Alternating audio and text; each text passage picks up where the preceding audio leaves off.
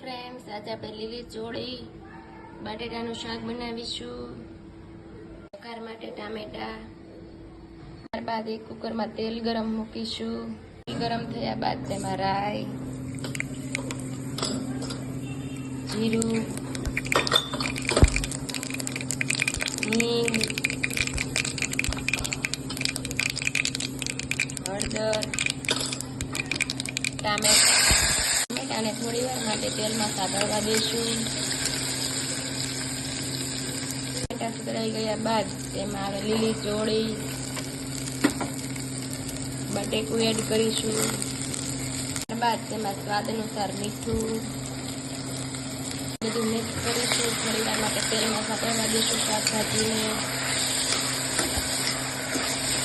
શાકભાજી તેલમાં સાતળાઈ ગયું છે ત્યારબાદ તેમાં લાલ મરચું, ધાણા જીરું પાવડર મિક્સ કરીશું.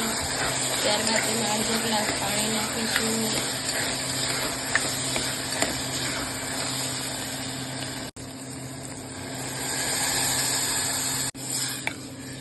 ફ્લેમ પર ગેસ રાખીને 4 થી 5 સીટી થવા દઈશું.